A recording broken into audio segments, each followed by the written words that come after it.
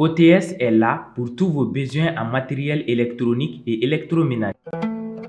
Sistra Technologies est une société de prestation de services et de commerce, évoluant dans le domaine des nouvelles technologies de l'information et de la communication, la fourniture de matériels biomédicaux, la bioinformatique. Pour tous vos besoins en librairie, papeterie, matériel informatique, appareils électroniques et divers, rendez-vous chez AKD Informatique. Ce JT vous est présenté par ESG, École supérieure de gestion. ESG, École supérieure de gestion, spécialisée dans la formation des métiers de la comptabilité et de la gestion d'entreprise. Actual Media Flebao, Folibe Aouye Cabinet au Sigaro la Cabinet Watima, au Bismillah, Bamananga Kibarao Keneka, Bakrubo Fleni.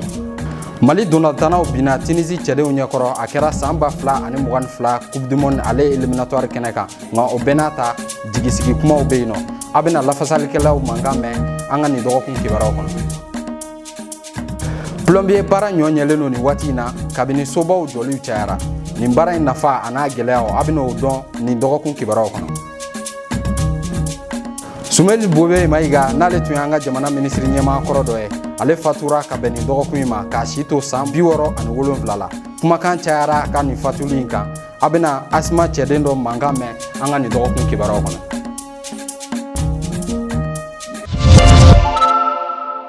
Ninde bakrubawe ka farado waraw kan amena munu kono kuma wala aw bismillah ko kura ka dogo kun kibaraw keneka ina fo anda sera ma bakrubaw la togomi mali dolantana olu bina tenisi chede unya koro akera samba fla ani mugan fla coupe du monde éliminatoire keneka dolanta min kera anga dolantan kenaba kan 26 mars akonna la kokrondo bagawe kuma chama fo Mamadou Bilal Koulibaly alet ma keneka ay mi soro anga jakulay Mars kalo kile mugan duru samba fla ni mugan fla Anga samata sego jugoroma dondo bagaw no e supporteru olu kera ka stadi kerefela fa wala sakata Mali ani Tunisie olu ka dolanci ko laje munu fla cela ni mogo kelen kan ata kubidi monna Malien ni sojale ani drapeau ye o yo kunda stadi 26 mars kan nga lakanali bagaw olu ma se ka maw kunbɛ fo gajiti borala min kɔfɛ maw bilala u ka do ka sɔrɔ mu ka tigeyira Mali dolancila kelen filila ka dolon ci ka do an yɛrɛ ka jɔ kɔnɔ O kɔfɛ tuguni maa kelen gɛnna ka bɔ samata sɛgɛw la an ka dolancilaw bolila fo ka taa dalan ba o kelen ni fu in na o de sen fɛ maa dɔw dimini olu y'u ka nisɔngoya yira ani k'a yira olu kɔnɔ maa minnu nɔ bɛ nin na la match ko na kɔni bɔra ka match lajɛ vraiment an ka problème entraîneur dɔrɔn de entraîneur de maɲi sinon joueur ye ballon tan mais comment ça se fait que i bɛ se ka na ni mɔgɔ kura ye ka na ɲagami joueur la i b'u sigi panne la mɔgɔ kɔrɔlen mun b'i bolo fɔlɔ i b'o léger fɔlɔ donc après ça mɔgɔ kura ninnu i bɛ sɔrɔ k'u lajɛlɛ yaya o y'an ka problème ye entraîneur dɔrɔn de don ara dɔɔni mais Jérémy wala wa dusu ta quoi vraiment supporter an sɛgɛnna an tɔɔrɔla ɲani na voilà comme ala ka sadi da ma deli ka fa ka setan an effort nga bi alo kan olu ngo mbiri al matchili no bon satisfait mais un jour on fait an espérer mun an fait Tunisie an ka sangu fam parce que pression boy anu ma ne rega fam la vu que ni be jama ka bɔ ka nous supporter u tɛ se ka miri k'a fɔ ko olu yɛrɛ ye ni sera ka ci ta donc a ma bɛn u yɛrɛ ma donc an k'u accompagner jusque là nka o kɔfɛ dalanci wɛrɛ kan ka je tarata nata Tunisie jamana kɔnɔ walasa k'a dɔn maa min kan ka taa coupe du monde na o de kosɔn maa dɔw jigi dalen don halisa Mali kan wallahi joueur ye u sego kɛ tiɲɛ na u ye baara kɛ yɛrɛ de ala ko tiɲɛ na u ye baara kɛ ala k'a tɔ nɔgɔya an bɛ se k'o dɔrɔn de fɔ Maliyɛnw kana décourager de diɲɛ ye nin de o wala an tɛ décourager foyi u y'an ɲɛji min ye bi u ka jija u ka an ɲɛji in cɛ Tunisie Tunisienw de nana pression k'u kan tiɲɛ na Tunisie vraiment bi don yabe de y'an ci wa u fana ka pression kɛ Tunisie kan ka Tunisie ci ni bi ye o y'an ɲɛji cɛlen sinon ka bɔ bisu na fo ka taa Tunisie ka segin ɲɛji banna dɛ wa ɲɛji tɛ cɛ fɛn min ye samata sɛgɛw yɛrɛ ye wulila ka bɔ Bamako ka taa Tunis kari don olu bɛna dɔlɔnci tɔ lɛ u ka jabaraniw ɲɛfɛ walasa k'a dɔn maa min bɛna taga sabu hakilina jigila Mali ma deli ka taa coupe du monde na I n'a fɔ santɔw la sunkalo mana surunya an ka jamana kɔnɔ dala dumuni fɛnw sɔngɔw bɛ yɛlɛ nka sanga ni ɲinanta ye I n'a fɔ an bɛ gɛlɛya min kɔnɔna la feerekɛlaw fo ka taa se dala dumuni sanbagaw ma olu jɔrɔlen don Nana Kadija Kone ale wulila ka don sugu damadamani kɔnɔna la a ye min sɔrɔ an k'o lajɛ Nono, tulu, sugaro, tamaro, kangaliba, nanaye, bimbuluni, sungalo tɛ taa ni fɛnmisɛnni minnu kɔ a ka ja u bɛ sɔngɔ yɛlɛnnen don. San o san i n'a fɔ ka kɛɲɛ ni wagati ye dala dumunifɛnw sɔngɔ bɛ yɛlɛn kosɛbɛ. Ɲinan sungalo ani san taw ta tɛ kelen ka d'a kan a bɛna kɛ k'a sɔrɔ an bɛ CEDEAO maaw ka ɲangili kɔnɔ. N'o bɛ kalo 2 ni dɔɔni bɔɲɔgɔnko bɔ. Baba mɔdɔw y'a yira k'a fɔ ko sungalo tɛ taa fɛn minnu kɔ k'olu sɔngɔ yɛlɛnnen don bi kosɛbɛ. A ka ja u bɛ weleweleda kan kɛ ka ɲɛsin an ka jamana ɲɛmaaw ma u k'a ko lajɛ ji ɲɛma jɔlen na. Ne nana sugu la fɛn san de la ko mina sungalo na san n'a ka gɛlɛn kojugu nanaye tɛ se ka san bimbuluni tɛ se ka san sugulan tɛ se ka san goya tɛ se ka san tomati tɛ se ka san u kuma tɛ tulu ma tulu ka gɛlɛn sugaro yɛrɛ ka gɛlɛn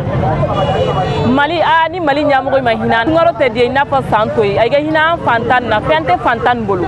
sinon ko fantan ka sun don ka tila ka tile kɔ ka si kɔngɔ la o ma nɔgɔn dɛ.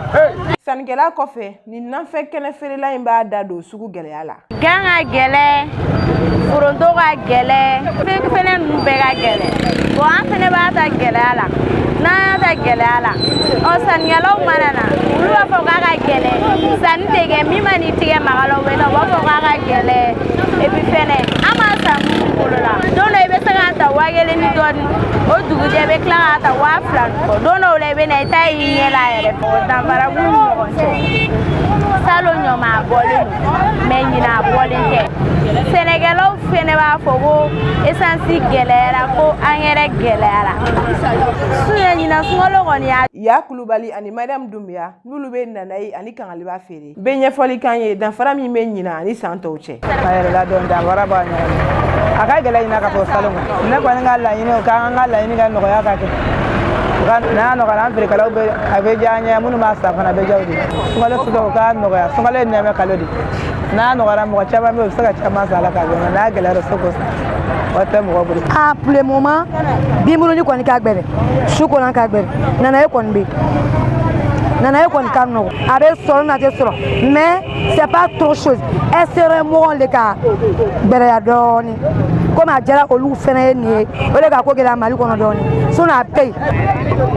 bon an n'u b'a ta 440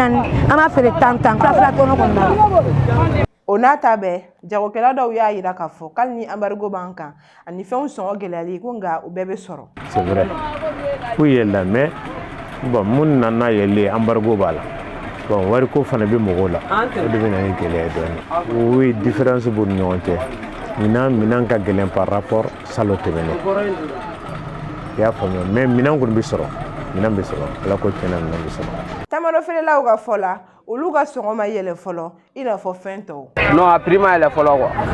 a ma yɛlɛ fɔlɔ bon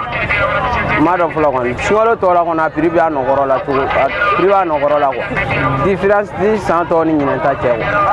Feerekɛlaw y'a yira k'a fɔ ko sugu gɛlɛya tɛ olu ka laɲini ye janko nin kalo barikama in na silamɛw bolo nka u y'u sinsin kosɛbɛ minɛnw sɔrɔli gɛlɛya kan ka d'a kan olu bolo minɛnw don sira cayali de nana ni gɛlɛya in caman ye hali n'o y'a sɔrɔ sannikɛla dɔw hakilina t'o ye. An ka jamana kɔnɔna la plombiers ka baara bɛnnen don ji tɛmɛsiraw ani gazi tɛmɛsiraw labɛnni ma nin baara in ɲɔɲalen don bi ka sababu kɛ sobaw jɔli bɛ ka caya an ka jamana kɔnɔna la Aminata Igɛrɛ Kulubali ale bɛna ɲɛfɔli k'an ye nin baara in nafa a n'a gɛlɛyaw kan.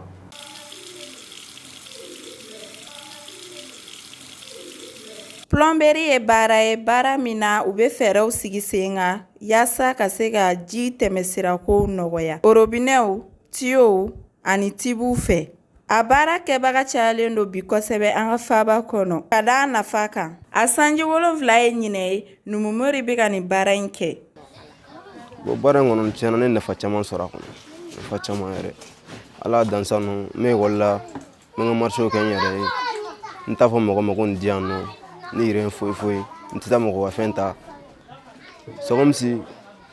n yɛrɛ ka besoin kɔni tiɲɛna n tɛ ala ma se ka n dɛsɛ o la fɔlɔ baara in yɛrɛ kɔnɔna la wa. Baaraminɛn ninnu sigili dafara ka ca o de la Monsieur Sila b'a fɔ an ye ko plombier ye maa ye maa min hakilina kan ka lakuraya wagati bɛɛ. Chaque fois ɲɛ bɛ nin na an ye nin chantier nin an y'a bɛɛ kɛ ni bolo de ye briqueur t'an bolo a tɛ groupe la wa marteau la baara de don donc ka wo tigɛ donc a bɛ don ka ciment k'a la ni carreau dalaw nana dɔrɔn olu bɛ carreau da la donc ni carreau dara la dɔrɔn carreau dalen kɔfɛ ɲɛgɛn appareil bɛna sigi donc o y'a sɔrɔ baara kun gɛlɛman bɛɛ kɛra ka ban. I n'a fɔ baara tɔw ni baara in fana degun ka ca. parce que baara ne nana don baara la waati min na o y'a sɔrɔ ne bɛ sen na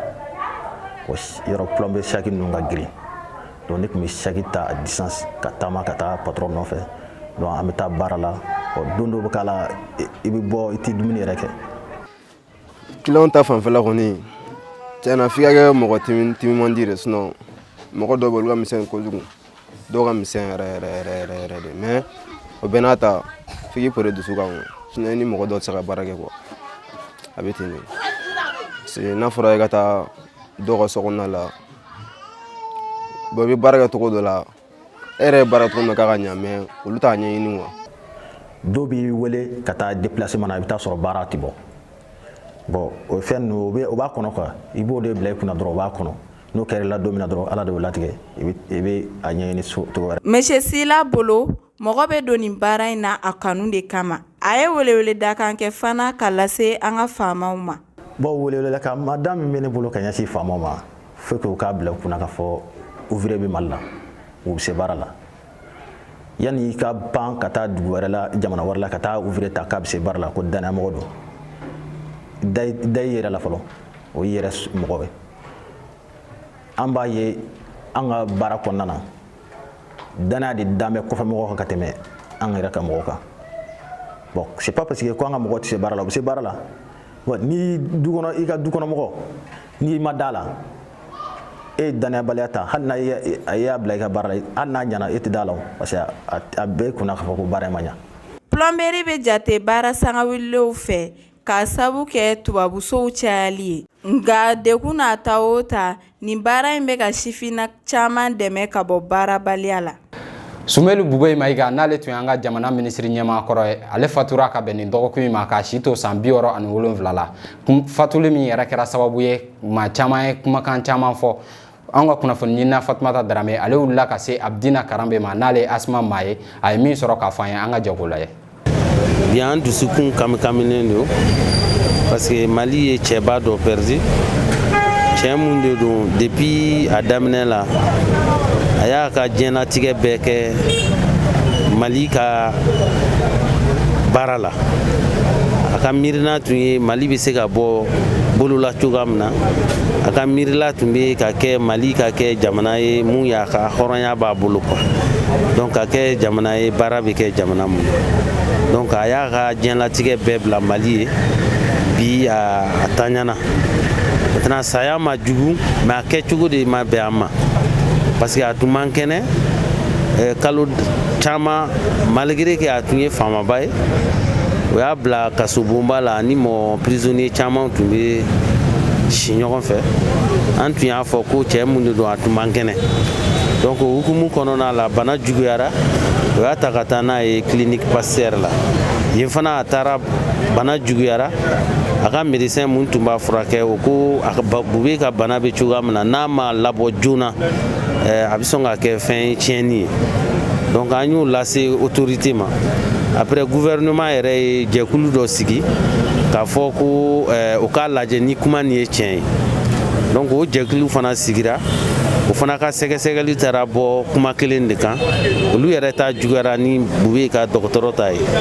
o fana y'a fɔ ko an ɲɛ bɛ bana nin na cogoya min na fɛn bɛɛ de b'a yira k'a fɔ cɛ man kɛnɛ ayiwa an ka dɔgɔtɔrɔso mun bɛ yen clinique Pasteur minɛn mun b'o bolo a minɛn bɛɛ faralen ɲɔgɔn kan o tɛ se ka ni bana mun b'a la o tɛ se ka furakɛ donc a ɲuman ye k'u ka taa n'a ye jamana kɔ kan je crois que a ka tɔndenw parti wulila jɔjɔ la o ye caman kɛ an sera diinɛmɔgɔw ma an sera an ka dugutigi ninnu kaw ma mun ye Bamako tu tigɛ an sera bɛɛ ma k'a fɔ n'a ma wuli cɛ bɛ saya ni bana de cɛ donc an wulila an y'o boliboli kɛ mais o bɛɛ la gouvernement ma kuma an fɛ n'a tun taara furakɛli la transition hali ni saya tun bɔra o la a tun bɛ se k'a fɔ transition y'a ka ko kɛ mais bi yan na le fait que o ma sɔn fo cɛ ka taa dɛsɛ ka tagama fo kana kɛ bana ye fo ka saya bɔ a la an bɛ ɲininkali de la maliyɛnw an dusukun yɛlɛmana ka kɛ cogo di parce que maliyɛn tɛ nin dɔn maliyɛn tɛ nin waleya cogoya dɔn ɲininkali de bɛ kɛ mun de b'an sɔrɔ la mun de b'a sɔrɔ la fo an tɛ se ka hinɛ ɲɔgɔn ma mun de b'an sɔrɔla f'an b'a to yen an ɲɔgɔn sinji badenya bɛɛ b'an cɛ ka mɔgɔ to yen fo k'a ka sa donc o ɲininkali ani a sa cɛko o de b'an tɔɔrɔ kosɛbɛ non depuis banni kɛra an tun taara clinique Pasteur la k'a fɔ ko furu ka d'an ma o ko furu tɛ se k'a di il faut k'a ka dɔn k'a fɔ sariya mun taara n'a ye o sariya ka sabati k'a fɔ ko tiɲɛ de don banni kɛra donc n'o kɛra o bɛ su d'a ma an y'o kɔnɔ o yɛrɛ nana lajɛ u ko tiɲɛ na saya de don donc an ko o ka su d'a ma o k'an ma ko bon n'a ka d'anw ye o bɛ sɛgɛsɛgɛli wɛrɛ da su kan ka yira mun y'a faga an ko bon an ye an bɛ diinɛ mun na an dalen don Ala ka ko la vraiment an tɛ fɛ depuis a ɲɛnama a y'a nin tɔɔrɔ a salen kɔfɛ k'a fɔ a b'a su ta ka baara wɛrɛ k'a la ka tiɲɛ ni nkalon dɔn ka bɔ ɲɔgɔn na an ko an t'o la an bɛ to Ala kɔ a si kɔni an tɛ fɛ su nu ka lɔgɔbɛ an t'o fɛ Ala de y'a d'an ma Ala de y'a minɛ la wa an bɛ to Ala kelen kɔ o ko an ma ko n'o de don an ka papier kɛ ka sɛbɛnni kɛ k'a fɔ an jɛra n'a ye sugu ni sɛgɛsɛgɛli kana k'a la an ko ni o de bɛ kɛ sababu ye a bɛ su nin d'a ma problème t'a la donc an y'o papier sɛbɛn an y'a d'o ma alhamdulilayi o ye su d'a ma an y'a jɛnɛja kɛ kunu. walasa ka nin dɔgɔkun kibaruya kuncɛ Mamadu Bilali Kulibali ale bɛna ɲɛfɔli k'an ye an ka jamana kibaruya tɔw ani kɔkantaw kan teliya la. Jumado mars kalo tile 25 CEDEAO jamanakuntigi y'u ka ladalajɛliba kɛ Ghana min senfɛ u kumana Mali, Burkina ani Laginɛ kan. Jamanakuntigi ninnu y'a yira k'a fɔ ko ɲaganti minnu benen don Mali kan k'olu bi to yen ko wa fɛnɛ u b'a ɲini an ka jamanakuntigiw fɛ k'u ka camancɛ fanga dansigi yira kalo 12 fo ka taa bila kalo 16 ni ɲɔgɔn cɛ. U y'a yira k'a fɔ fɛnɛ ko kuma ɲɔgɔnya Mali jamanakuntigiw ani CEDEAO ni ɲɔgɔn cɛ k'o bi to sen na. O ladalajɛli kelen kan CEDEAO jamanakuntigiw kumana Laginɛ ani Burkina kan min senfɛ u y'a yira k'a fɔ k'u bi kalo 1 d'u ma k'u k'u ka camancɛ fangaw dan yira. Hakilina jigila fanga dafiri kɛra nin jamana fila ninnu kɔnɔ ala ma mɛn. U y'a ɲini Burkina fɛnɛ fɛ ko ka jamanakuntigi kɔrɔ Marc Christian Kabore ko k'o labila ɲani mars kalo tile 31 nata cɛ. Guinée jamanakuntigi kɔrɔ n'o ye Alpha Condé ye ale ka kuma lase dɔ y'i yɛrɛ sɔrɔ bɔlɔlɔ sanfɛ min kɔnɔna na a bɛ kuma a ka bɛrɛbɛrɛli tɔn kan n'o ye RPC ye. O senfɛ kiiri tigilamɔgɔw ye minisiri kɔrɔ Ibrahim Khalil Kaba ani Alpha Condé yɛrɛ furakɛlibaga k'olu minɛ ko sabu ka d'a kan k'u nɔ bi sɔrɔ ni kuma ninnu labilali la. Nin bɛ se ka kɛ sababu ye ka fɔ ɲɔgɔnya don mɔgɔ caman ni ɲɔgɔn cɛ a ka bɛrɛbɛrɛli tɔn kɔnɔna na. Walasa ka fara ɲɔgɔnya kɛ rajɛw cɛ la Rusi ɲɛma Ameriki jamanakuntigi Joe Biden ale taara Europe fan caman na min senfɛ a sera Pologne min na ani Ukraine minisiri caman ye ɲɔgɔn ye wa u kumana kɛlɛ min bi sen na kan. Fɛn min ye Ukraine ye ale y'a yira k'a fɔ k'a bɛ ka sebaya dɔ sɔrɔ kɛlɛ in na. Fɛn min ye Rusi yɛrɛ ye ale y'a yira k'a fɔ k'ale bɛna a ka kɛlɛ boli kosɛbɛ Ukraine kɔrɔnya fan fɛ n'o ye Donbass mara ye ko walasa k'olu labɔ Ukraine ka bolo kan. Nunu de ye kibaruya minnu labɛnna Actuel Media kunnafoni diso fɛ k'a lase aw ma an b'a fɔ ye aw kan bɛn diɲɛ waati wɛrɛ ni Ala sɔnna Ala k'an ka jamana kolo suma.